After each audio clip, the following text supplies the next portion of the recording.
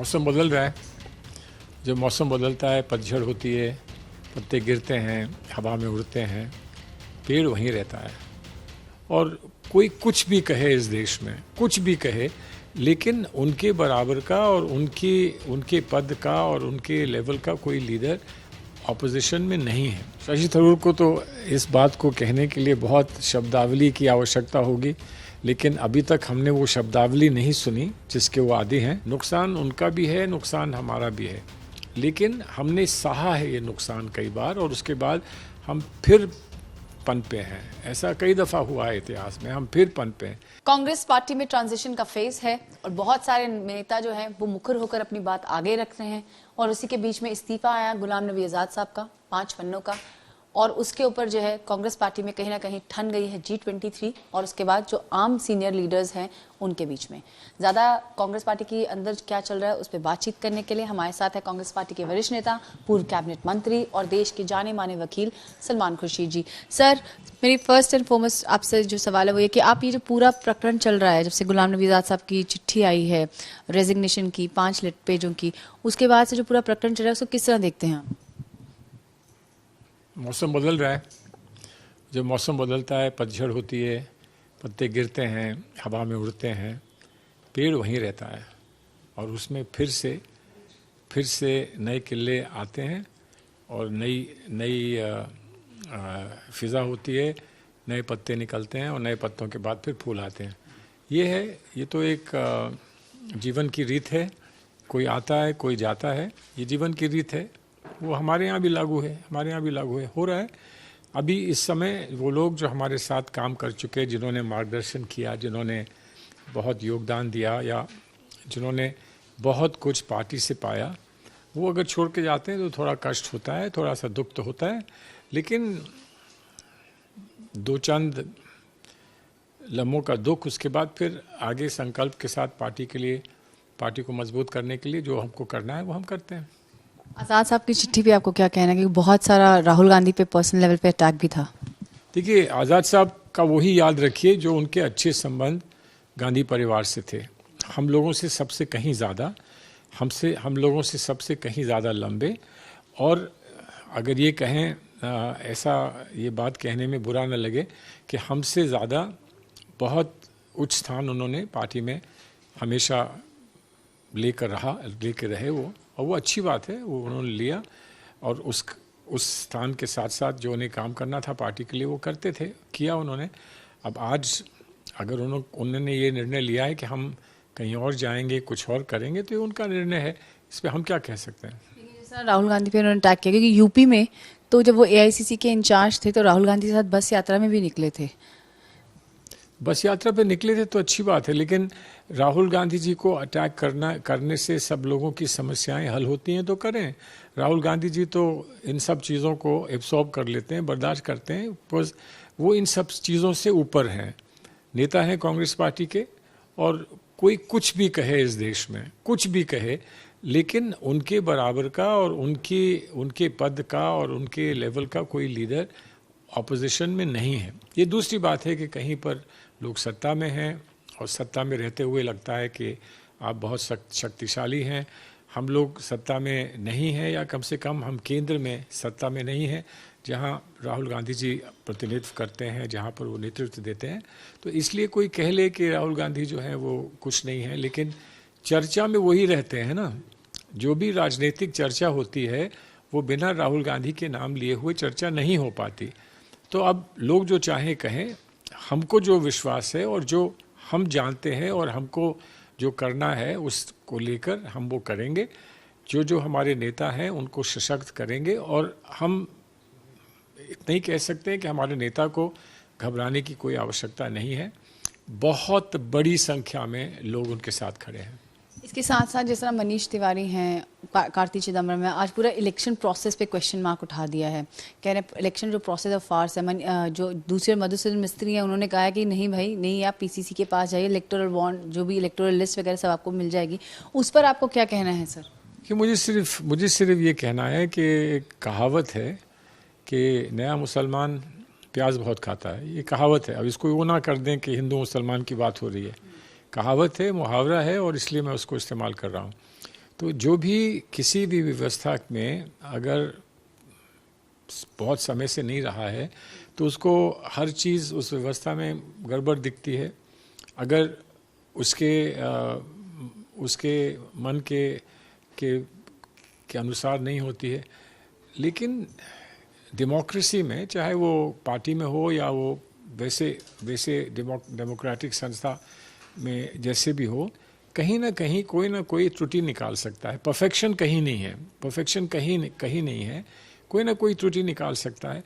लेकिन त्रुटि निकालें किसी कारणवश के हम इस त्रुटि को निकालकर कुछ और चीज़ का इशारा करना चाहते हैं, मैं समझता हूँ वो अवैध है। अगर कोई त्रुटि है तो उसको दूर करेंगे और उसको करना चाहिए, और मैं पूरा विश्वास रखता हूँ कि वो हमारी जो इलेक्शन कमेटी है वो उस पर विचार करेंगे। जहाँ जहाँ कोई कमी कोई दिखाएगा उसको वो दूर करेंगे। इसके साथ साथ इलेक्शन की बात हो रही है, नॉमिनेशंस को लेकर सब में एक जो है वो बहुत ही ज़्यादा उत्सुकता भी है और एक सरप्राइज एलिमेंट भी है, क्योंकि अभी तक सबके नाम चल चुके हैं। मेरा दुख का विषय है कि मेरा नहीं चला, लेकिन अब वो नाम दूसरे लोग चलाते हैं कि लोग स्वयं चलाते हैं, ये नहीं कहना संभव है। लेकिन नॉमिनेशन हो जाने दीजिए, नॉमिनेशन होगा तो उसके बाद सब बात स्पष्ट हो जाएगी। हम तो अभी उम्मीद लगाए बैठे हैं कि राहुल जी मान जाएंगे। अगर वो मान जाएं तो मुझे लगता है कि फिर चुनाव तो होगा नहीं। अगर वो मान जाते हैं तो हम तो इसी उम्मीद में बैठे हैं, और उम्मीद में हम जो कुछ भी प्रयास कर सकते हैं वो प्रयास भी हम करेंगे कि वो मान जाएं। 99% कांग्रेस पार्टी यही कह रही है कि हम चाहते हैं वर्कर्स हों, आप जैसे सीनियर वरिष्ठ नेता हों, सब ये कह रहे हैं कि हम चाहते हैं राहुल गांधी मान जाएं। हम लोग उनको रिक्वेस्ट भी कर रहे हैं, उन तक अपनी बात भी पहुंचा रहे हैं। एक जो सवाल सबके मन में है, दर्शकों में, हमको तो पता है, बट राहुल गांधी क्यों? अगर आप आज इलैबोरेट कर दें, वाई ओनली राहुल गांधी? अब एक बड़ी अजीब बने एक इश्तिहार दिखा था बहुत दिन पहले, जिसमें इंडियन टॉनिक वाटर के बारे में क्वीन विक्टोरिया बैठी हैं और उनका एक फेथफुल उनका एक आदमी वहाँ बैठा है, और कोई पूछता है कि इंडियन टॉनिक वाटर को इंडियन टॉनिक वाटर क्यों कहते हैं, इसको सिर्फ टॉनिक वाटर क्यों नहीं कहते हैं? तो वो बेचारा 1 मिनट के लिए सोचता है, फिर कहता है व्हाई नॉट। तो हम इस वक्त जो भी कह रहे हैं, कर रहे हैं, तो उसके लिए आप लोगों के पास एक प्रश्न है वाई, हमारे लिए प्रश्न है वाई नॉट। लेकिन ये तो एक लंबी कहानी है, इसको आराम से इन पे जितनी बात होनी होगी वो कर लेंगे, पहले चुनाव हो जाने दीजिए। अच्छा, इसके साथ साथ सर शशि थरूर जी ने भी कहा है, कहीं ना कहीं हिंट ड्रॉप इन किया कि वो भी चुनाव लड़ना चाहते हैं। शशि थरूर को तो इस बात को कहने के लिए बहुत शब्दावली की आवश्यकता होगी, लेकिन अभी तक हमने वो शब्दावली नहीं सुनी जिसके वो आदी हैं।